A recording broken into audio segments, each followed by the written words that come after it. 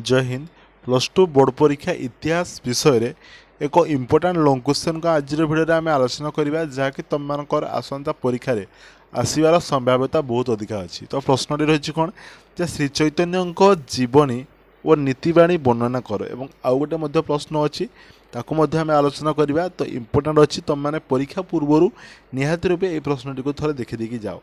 तो प्रथम आम उपक्रम लिखा जहाँकि श्री चैतन्य विषय जे ख्रीष्टीय नवम शताब्दी भारत इतिहास रे सामाजिक और सांस्कृतिक क्षेत्र में एक चित्ताकर्षक मानचित्र अंकन करिछि।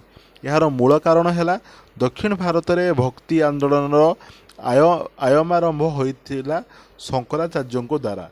ठीक अच्छे, जो शंकराचार्य द्वारा भक्ति आंदोलन आरंभ होइथिला दक्षिण भारत में तांको परे अनेक साधु सन्त धर्म प्रचारक तथा धर्म संस्कारक तांको अभूला बहुमूल्यर अवदान माध्यम चिरस्मरणीय हो रही पारती यथा रामानुज बा आमर कबीर श्री चैतन्य मीराबाई रामानंद माधव एकनाथ तुलसी ए माने सब अच्छा आमर शंकराचार्य परे परे एमाने आगको नहीं। तो से आमर जी अच्छा श्री चैतन्य सी अन्यतम।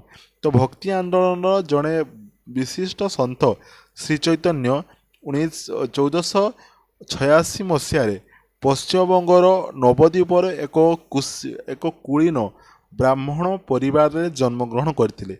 बाल्यकालर तांकर नाम थिला निमाई बा विशंबर मिश्र। ईश्वर अद्भुत लीला जोगु नानक कबीर और चैतन्य त्रिवेणी संगम जोगु भारत रे भक्ति आंदोलन चरम शिखर में उपनीत हो पारिथिला। जो रही नानक गुरु नानक एवं कबीर एवं श्री चैतन्य एक नूतन आध्यात्मिक जागरण भारतीय धर्मीय आकाश को आच्छादित करिथिला। ठीक अच्छे, आउ कौन देखा जे हाँ श्री चैतन्य पिता नाम जगन्नाथ मिश्र और माता थिले सची देवी।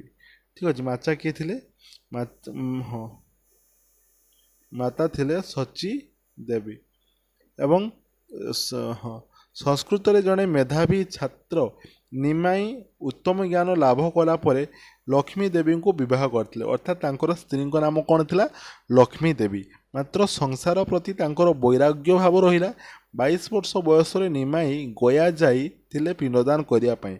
सेठारे ईश्वरपुर नामक जैनिक सन्यासी तांको नामरे कृष्ण मंत्र महिमा भक्ति देइथिले जहाँ परवर्ती पर्यायर शेष जीवन पर्यंत निमाई छाड़ी नथिले। तो सी से पाखु जो कृष्ण को नाम को धरी जीवन थिला जाक सी आउ छाड़ी पारि नथिले।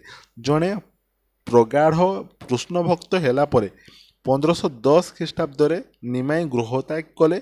कालक्रमे कृष्ण प्रेम कृष्ण प्रीति और भक्ति जोगु श्री चैतन्य नाम विदित हेले। ठीक अच्छे, तेणु ता पूर्व से निमाई बा विशंबर मिश्र नाम परिचित थे।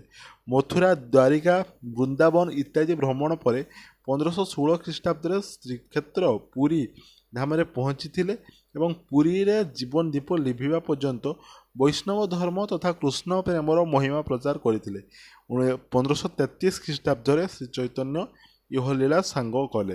बर्तमान आम देखा जो श्रीकृष्ण नीतिवाणी गुड़िक कौन कौन सब नीतिवाणी अच्छी देख तुम मैंने एमती लिखिपार पॉइंट देकी जे प्रथम कथा सी कहते श्री चैतन्य नीतिवाणी अंतस्वर कृष्ण भक्ति और कृष्ण प्रेम कीर्तन माध्यम से मानव प्रेम को स्वर्गीय प्रेम रूपांतरित करने को चाहूले। आ कौन ना कीर्तन नर्तन और भजन चैतन्य नीतिवाणी असीम गुरुत्व लाभ करथिला।